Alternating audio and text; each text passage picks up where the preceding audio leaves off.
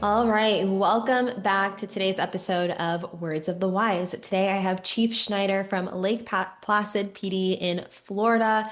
He has almost 28 years experience in law enforcement. Really looking forward to this conversation. So welcome to the show, Chief Schneider. Thank you so much for being here today. Thank you for having me.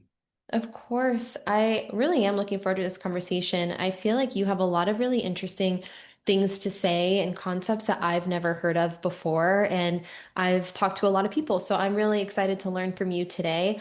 I was hoping that we could just start with a little bit of background on you. Tell us who you are, how you got started, and 28 years is a long time to be in this profession. So, what does that look like for you so far? Well, I suppose the best way to describe me is I started off after high school in the military, um, kicking around. I did a lot of things other people wouldn't. I used to navigate submarines, so I've been around the world with that, and I grew up as an Army brat, so we traveled around the world. After finishing all that, I decided I wanted to serve the community that I knew best here in Lake Placid. So I came back here and actually got into law enforcement at the Lake Placid Police Department. I worked my way up through the ranks. I've done almost every position that you can. I've worked in canine, I've worked in traffic, I've worked in investigations. I've actually been through and am a certified crash reconstructionist and recognized as an expert in the field of crash investigation. Um, I have multiple different degrees, including criminal justice. I have leadership and management, and am in the process of finishing my MBA right now. Wow. I always feel like an underachiever after the intros. That's amazing. I didn't know that you worked on submarines. That's something that's new to me. Have you actually been in a submarine? Yes, ma'am. I spent 4 years on them, Wow. multiple different submarines. I had the unique honor of being one of the only single quartermasters on the waterfront when I was stationed in Pearl Harbor. So when submarines were down, quartermasters or needed an additional body to work, they would send me out to meet various different boats in different countries to help. Wow. That is my worst nightmare. I am so claustrophobic that I think that that would be so scary for me, but I always am in awe of people that do things that I'm scared of. When I hear it, I'm like, wow, I don't know if I'm strong enough to do that. And so it feels so cool to meet someone who did that for a living and it was your norm, your day to Yes. day. It was no different than sitting here. Wow, that's amazing. So 28 years, it's a long time. And I know you've had a lot of different roles, including leadership. What is the most important leadership lesson that you've learned? The most important leadership lesson that I've learned is don't forget where you came from. Remember what it's like being the new officer on the road. Um, don't forget where you came. You have to remember that who you were when you first started, the why of why you're in law enforcement. Yeah.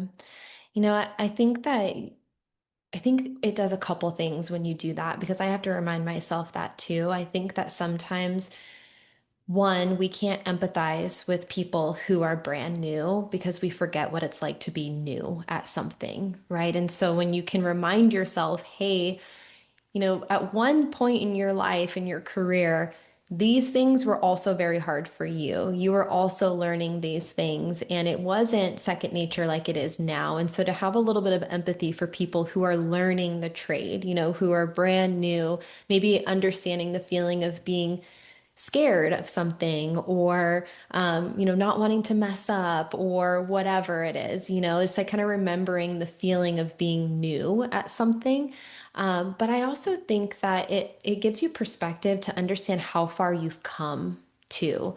And I think that we have to remind ourselves sometimes because, and maybe this is just me projecting how I feel, but I am so hard on myself that I'm always trying to be better, trying to improve, which I think is an important quality to have. I think that stagnation is something that we want to avoid at all costs. We always want to feel like we're improving Absolutely. ourselves and moving forward. But I also think that we have to sometimes step back and be proud of the work that we've done and the things that we have achieved and accomplished over time. I think when you're always in the grind and you're always looking at what's next, sometimes you forget that the things that you've done have been quite extraordinary, and give yourself those opportunities to pat yourself on the back a little bit. So, I miss that because every time I get an accomplishment as a leader, it's not my accomplishment. Mm. It's my people who have accomplished it. I may have had the idea and I may have steered the ship, but they made it happen. It's their accomplishment. So for me, it's not about me being proud of it. It's being proud of them for accomplishing it.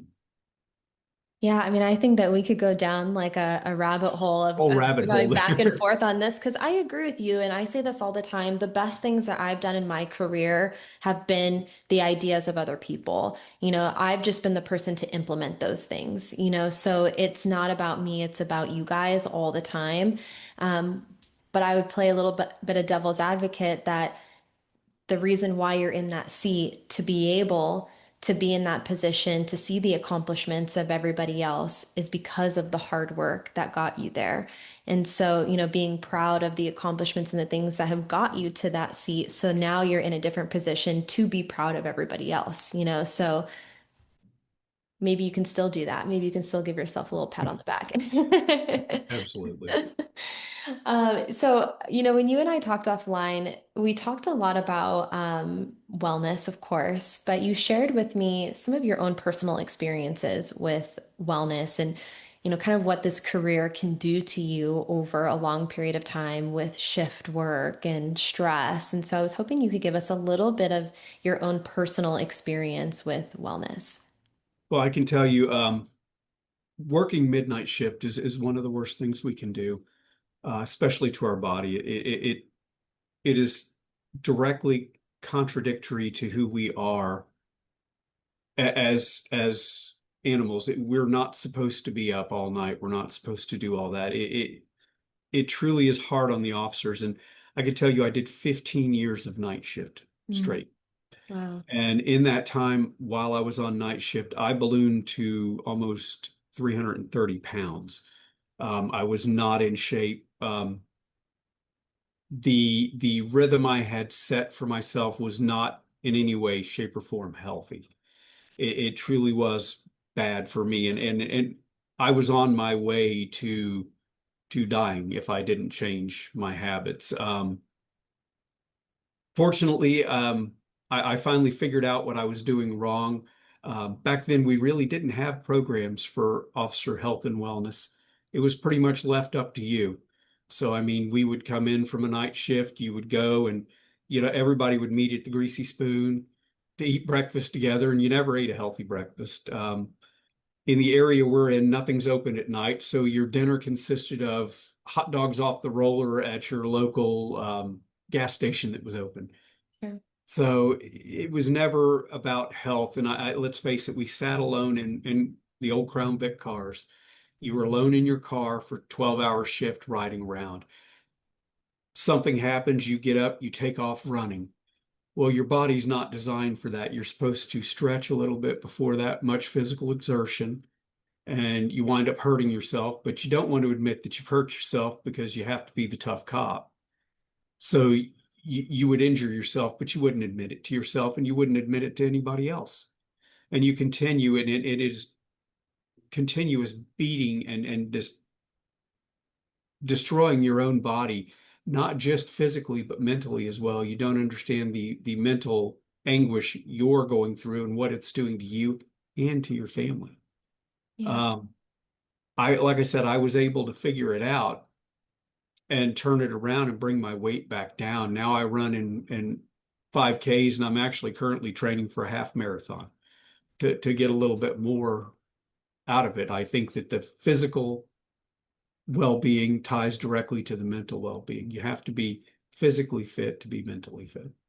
Yeah, I definitely want to talk about a few things that you just mentioned, but the first thing I wanted to ask you is what was that kind of crossroad moment for you? Do you have like a specific moment where you were like, "Oh my gosh, if I don't make a positive change, this is going to kill me. Like I have to, what did that look like for you as kind of that awakening of I have to make a Um, change? I'm going to have to say for me, it was when my late wife committed suicide and I became a single father. That for me was a true awakening. I am the only person my children have at that point. There is not another parent for them. Wow. So I had to do something so that I am here for my children. And that's what gave me my awakening, my realization that I have to do something different. Thank you for sharing that. I didn't know that. It I I see this a lot, and I actually pose this question a lot when we're talking about wellness. And I've had people ask me, how do you get people to do the thing? How do you get people to prioritize their own health and wellness? And my answer every time is I don't. That has to come from the individual. There has to be some sort of intrinsic motivator, something that's important to them to get them to take action. And what we see a lot, and I'm guilty of this too, is a lot of times we won't take care of ourselves for ourselves.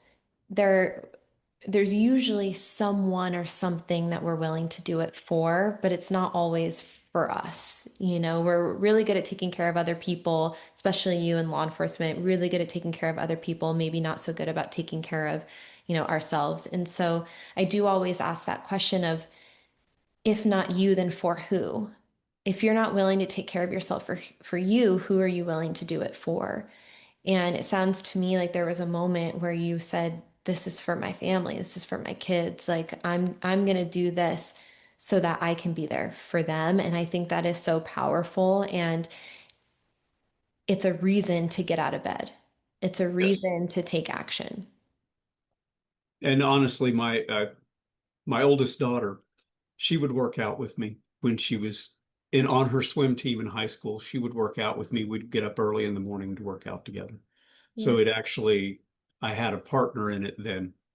So it helped a great deal. Now I have to say, that's not to say I didn't backslide after I met my new wife.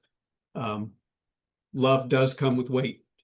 So, but at one point, she and I both decided together that we were going to both lose the weight that we had gained and get healthy again together. So we're both in that journey together now.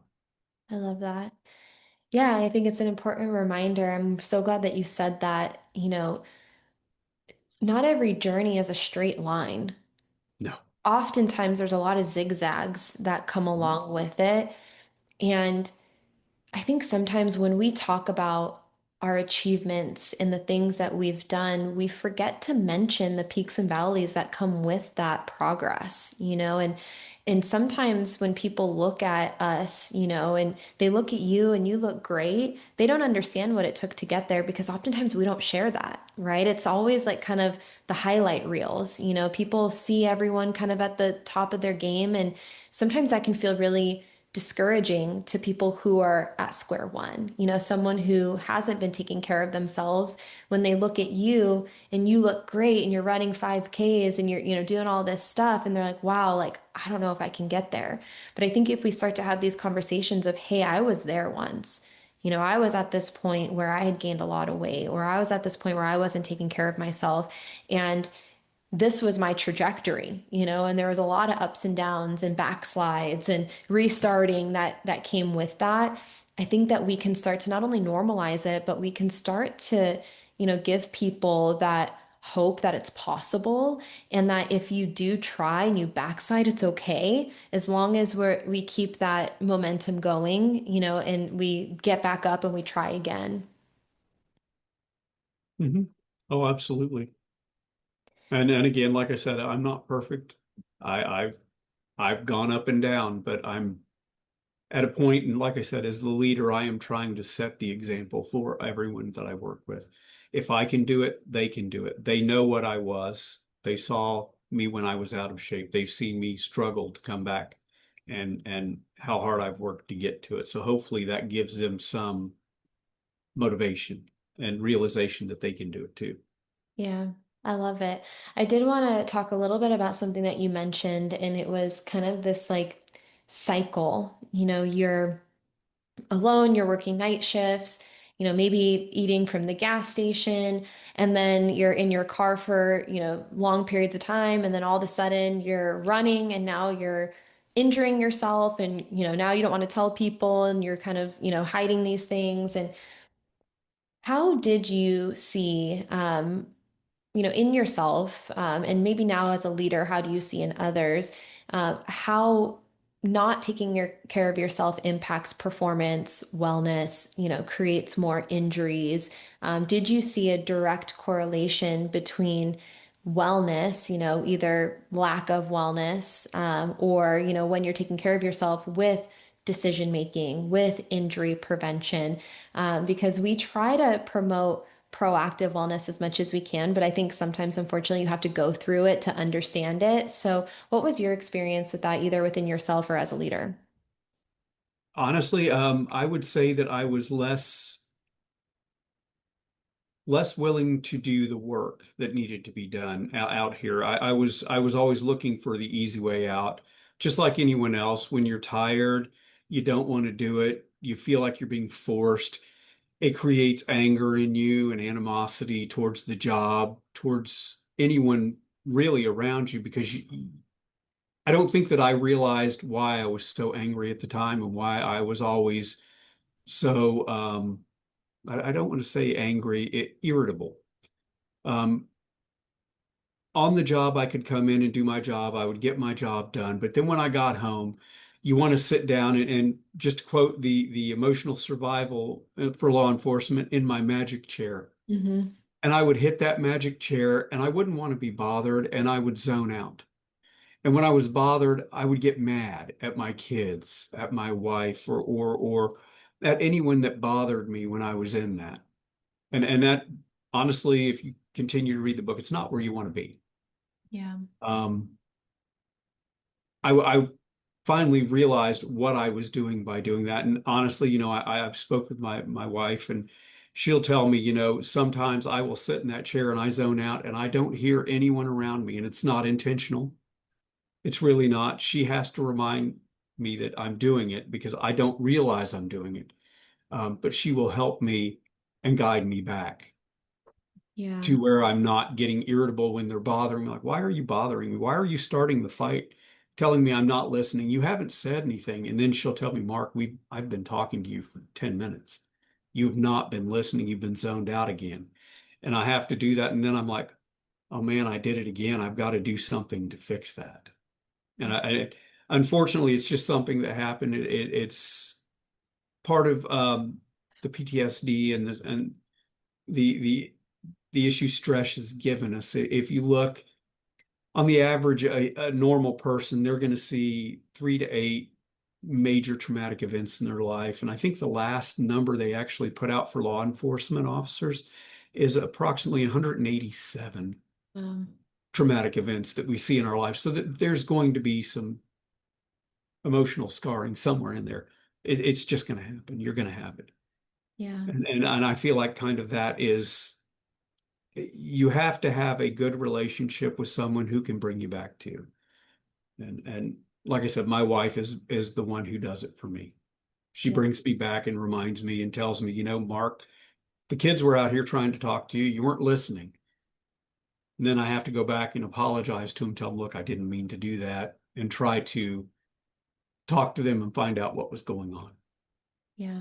And I think it's a two-way street, Mhm. right? It's obviously, thankfully you have someone who's in your corner who genuinely cares about you and wants you to win, and wants you to be present and has the opportunity to say that in a constructive way of like, hey, you were doing this, but then on the other side of it, you have to be able to receive that information.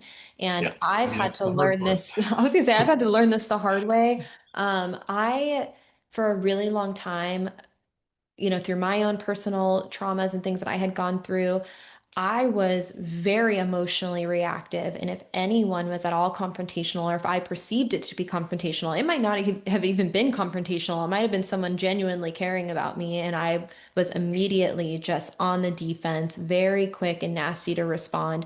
I've had to learn over time to be open to receiving feedback. Whether it's good feedback or negative or constructive or whatever it is, to be able to actually hear it and to have some self-assessment, and realize that sometimes, a lot of times, I'm in the wrong for things, and to be able to actually like sit back and say, oh, okay. And like you said, to be able to apologize and be like, I didn't mean it that way, and to be open and receptive to that instead of pushing everyone even further away, which I think is sometimes our default mode, is to, be defensive and to isolate even more. Um, One of the things that you said earlier, and I wanted to touch on this, is you correlated physical and mental wellness together. And you said the better you felt physically, the better you felt mentally, emotionally. And I think it's a really strong strategy, especially if someone hasn't taken care of themselves for a long time. Start with the physical. It's Yes. something that's tangible. It's something that you can get on board with. I think when we start talking about mental health and mental wellness, there's still a lot of stigma. It also feels like maybe a little bit like out there where you kind of don't know what to do, but everyone can get on board with, hey, go take a walk. Maybe start running, go to the gym. Like, what are those things that you can do? And it's going to look different for everybody, but what are those things that you can do physically to just start moving your body? Just start physically feeling a little bit better. And then mentally and emotionally, you're automatically going to start feeling better. And then you can build on that. There's building blocks that we can add to that.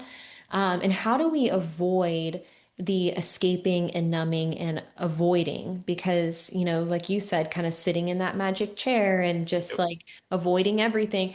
How can we, put in place habits, routines, systems to have healthy coping mechanisms that are constructive rather than trying to escape and avoid and numb? And I have experience with both of them. And so, again, like we talked about, like, I love how you keep saying, I'm not perfect, because neither am I. Like, I know what it's like to, want to drink it away. I know what it's like to not want to deal with the thing and to isolate. And, how can we, one step at a time, build those building blocks and that foundation to where we're choosing healthy coping mechanisms rather than, the unhealthy ones that I think we are more of that easy way out. You said that earlier. You're looking for Yep. kind of the easy way out. And all of those unhealthy coping mechanisms, those are the easy way out. It's a lot harder to focus on, dealing with a thing, or to have the conversation, or to go and do something that you don't want to do, necessarily. Those, like, that's harder than it is to just drink it away or to avoid the situation entirely. Yep. And alcohol was a whole nother thing. That's a whole different rabbit hole we could go down, is the self-medication. Yeah. Again, nobody's perfect. And we're all going to backslide. We're all going to have issues where we start down the path and we're doing good. When you backslide, don't let it destroy you. Come back. Mm-hmm. That's something that people don't realize too. They think that if I make a mistake, I'm done, it's over, and it's not true. You can come right back to where you were. You just have to try. And I think that that is resiliency. Hmm. It's like that's the grit that is required to keep going. Um, I try to learn from other industries other than the industry that I'm in. I think that if you can expand and you can learn from, other leaders in other industries and how they do it, you can start to, have a different perspective on things. And so I try to listen to podcasts or, watch YouTube interviews on different founders of companies, or, what are they doing? And almost every successful leader or founder of a company has completely crashed and burned. Like, Hmm. if you listen to any of them, like, bad, you're like, oh my gosh, like, how are you now, this uber successful person. And the one thing that they all have in common is that they didn't quit. They Yep. they kept going. That's the resiliency. When everything burns down around you, when you are at the lowest point, how do you keep going? How do you get up and put one foot in front of the other? And to me, like that's the resiliency. That's the grit. See, I call that the make your bed. To make your bed. Okay, explain Make your more. bed, because you know what? There was a speech out there given by a military officer, and he said that all great men start with one thing, making their bed in the morning. Mm, It's your first accomplishment for the day. So if you get up and you make your bed, even after everything's gone just completely haywire, you've lost everything that you thought you needed. If you get up and you make that bed, you've accomplished something, and it gives you the direction and the drive that you need for the day. Just to 100%. make your bed. Yeah, I like it. I I don't think know if I'm quoting that accurately, but that's what it meant to me. I like it. And I think it's, this idea of also like celebrating the small wins Hmm. because sometimes that's all you have to keep you going are those small wins, those like little slivers of Hmm. success or hope, that it's going to be okay. And we have to, grasp at whatever we can. And so if you have one small win a day and you can recognize that, then maybe that's all you need to, walk back up out of that valley and start working your way back up, hopefully to a peak one day is what we're all, aiming for. But I think it's really interesting to see people who, end up, and I don't know if you know this person either, but have you heard of he's a singer, he's like a country singer. Have you heard of the singer Jelly Roll? Yeah, Like even I've seen hearing, him in concert. like I was I was sitting here because my dad was in prison for a period of time, and I think it's really fascinating, how some people can pull themselves out of a really tough situation and find success, and some people don't, and kind of the psychology behind it. Um, but to see that, it's like to see someone who maybe didn't have a lot of hope at all, but believed in themselves and believed that they could make something of themselves one day if they just kept working really hard at it.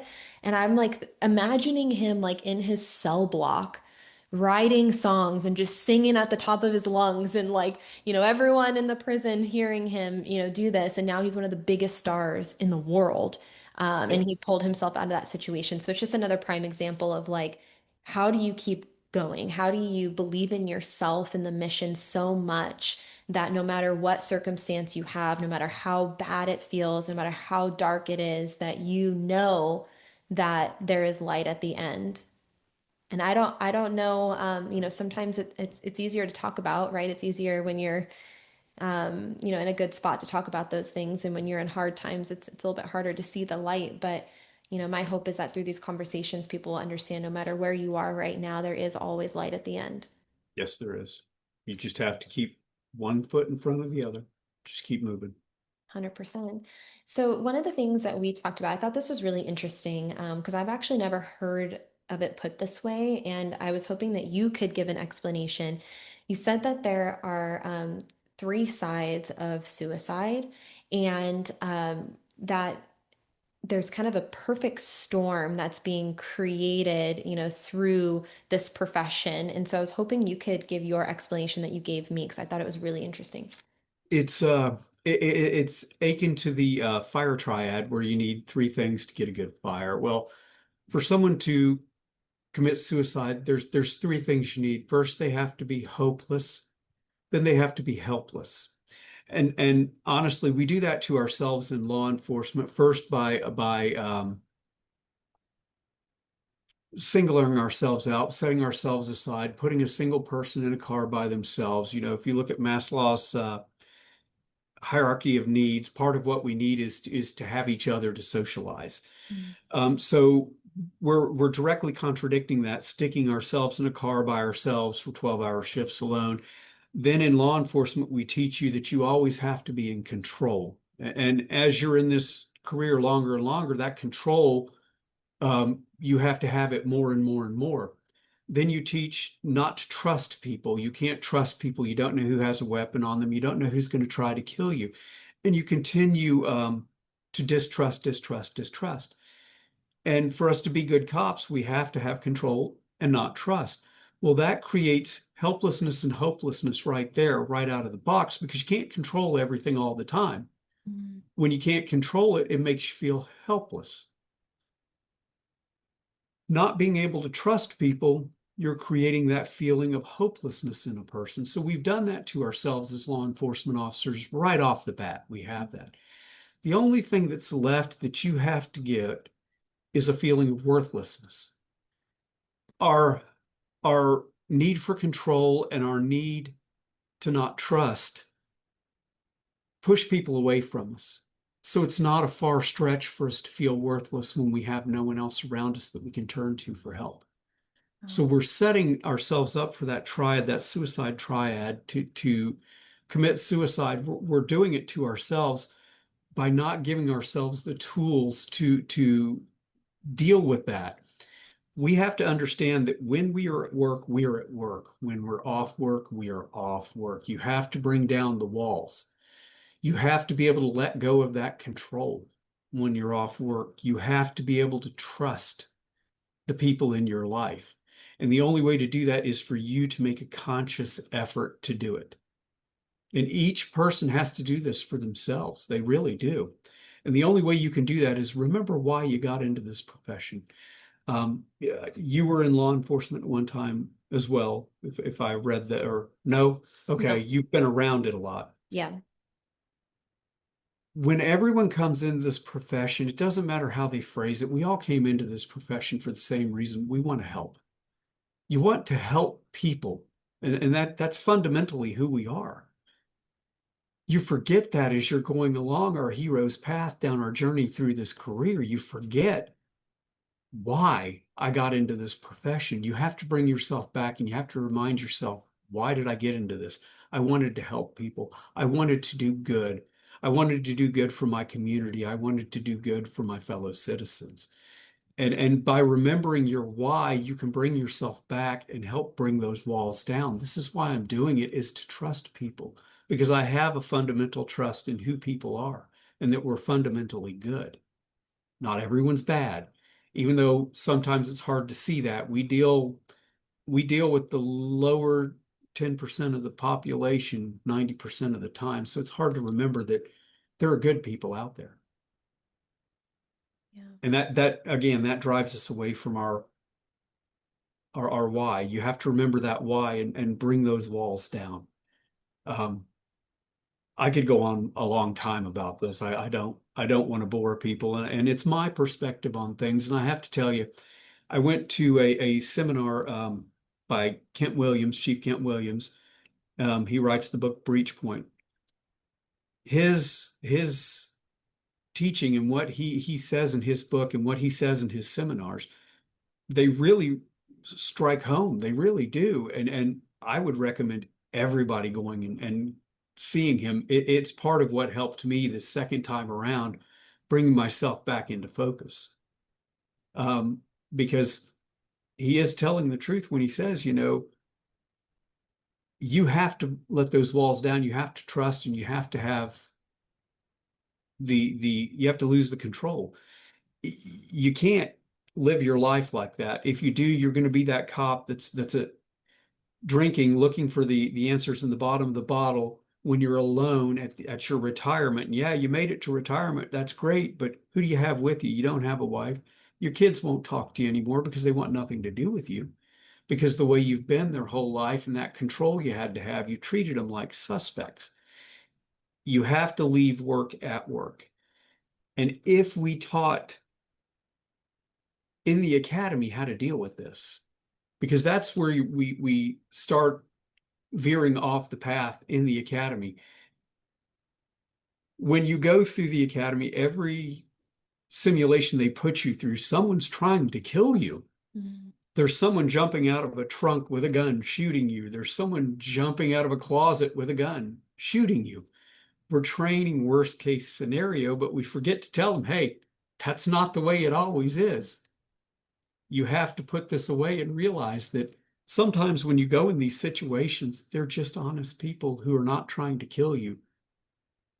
they're just in a bad place and you have to deal with them that way. And you have to put all this away at the end and go home and be a normal person with your family. Don't forget that. Don't forget to put it away when you go home. Be able to talk to your spouse, be able to talk to your children and release that control and that distrust. For me, it was very difficult. I have three daughters and three sons. Oh, wow. So it was very difficult for me at one time to go home and be able to trust my kids to go out and do things because of the things I see on the job. And I have to be, you have to be able to trust them and know that they're not going to make bad decisions. Now, did some of my kids make bad decisions at certain points in their life? Absolutely, we all did. We all made mistakes growing up. That's how you learn. But I had to release control and let them make those mistakes so that they could learn and be better people.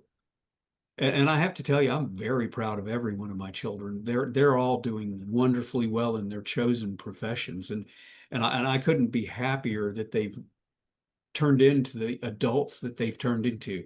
I really couldn't. They're amazing people. So part of that is me having to come home and remind myself not to be Officer Mark when I'm at home. I have to be a father. I have to be a husband. I can't be that police officer all the time. Yeah. I'm sorry. I think I just bunny trailed way No, off the you topic. didn't. No, I thought that was great. And I've had this I've been thinking a lot. So kind of in a personal note, I'm kind of in this time in my life where I'm considering having kids and, having a lot of those conversations of, what does that look like and how do you parent? And, you know, um, on one side of things, it's like you never want your kids to go through adversity. Hmm. But then on the other side of things, my biggest adversities in my life and challenges in my life have been my biggest opportunities to grow and to learn. And Hmm. so no matter how hard you try, you're never going to eliminate all the hardship. There's always going to be hard things, and so how do we train people to be able to get through those hard things, make the best decisions that they possibly can. But I really like in the context of, your profession, reminding people of who they are, which is completely separate from what you do. Yes. And it's really interesting because and I've talked about this before because when you go out in public, right? I I never present myself. I'm not like, hi, I'm Paige. This is what I do, right? It's just like, hi, I'm Paige, But I feel like a lot of times with law enforcement, it's like, oh, this is so and so. He's a cop, or you're kind of introduced as like what you do, and I think that if that's how it is all the time, it'd be really difficult to be able to separate who you are from what you do if you're It always absolutely is. introduced in that way. Um, some of the things that I wanted to kind of piggyback off of what you said, because you talked a lot about how do you leave work at work and how can you go home to your family Hmm. as the person that you are, not the profession and what you do.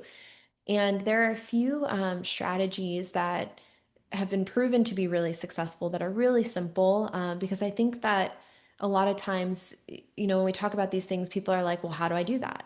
Like it's easier said than done. So a couple things I'll just toss out there, and if you have anything to add to it, obviously more than welcome to add your perspectives. But one of the things that we can do is one, and it sounds like really woo-woo, so like bear with me here, but have like a notebook in your car, and before you go home, write down like anything that's still on your mind that you need to get like off your chest, right? If there's like maybe a call or something that you're thinking about that you're kind of ruminating on, anything that was stressful, write it down. But then how can we also rewire our brain and prepare ourselves for, like you said, how can we soften? How can we look for the good in people? How can we release some of that control? And so there are different journaling exercises, and it doesn't have to be super structured, but you can write down things that went well. You can write down things that you're grateful for. You can write down ways that you're going to show up for your family. Maybe you write down three things that were really hard today, and then three things that you're going to do really well in your home life. How can we like separate and get that kind of mental training going? I also know, What I've found, go ahead. Yeah. because what you're saying is outstanding. When you write down the three things that were hard at work today that you remember, what you need to do with those, though, in that notebook is leave them in that police car. Yep. They don't go in the house with you. Yep. When you go in the house, you're making a change from the police officer to the father, to the husband, to the boyfriend, to the girlfriend, whatever you are, you have to make that change when you walk in. Yeah. I've And even and had, I can tell you, you can ask my wife who I am at work and who I am at home are two very, very different people. Because when I'm at home, I am who I am. I can't be that person when I'm at work because I have to bring up my walls. I have to worry about the safety and security of all those around me. When I'm at home, I'm a husband and I'm a father. And that to me, you have to make that, you have to draw that line when you get out of that car and walk into that house. You have to leave it, the officer in that car. So I do that actually when I get home, things that are bothering me, things of that nature, I try to leave them in that car I when I love, get out to go in the house. I love that. I think that's great. And I think it's a huge compliment for your wife to say that you're an entirely different person at home than you are at work, because that's hard work to get there, for you to be able to be who you are within the walls of your home. I've also had other people say that they have rituals where, they change out of their uniform before they go home. They never walk into their home with their uniform. I've had people say that I had one chief say that there's a tree outside of his house that he'll put his hand on the tree and be like, all right, I'm leaving everything at work and now I'm walking in, to my home and I'm going to be dad or husband or and so there's different ways that we can train our brain to understand, okay, like this is a transitional period for me. I'm transitioning out of work life and going into home life.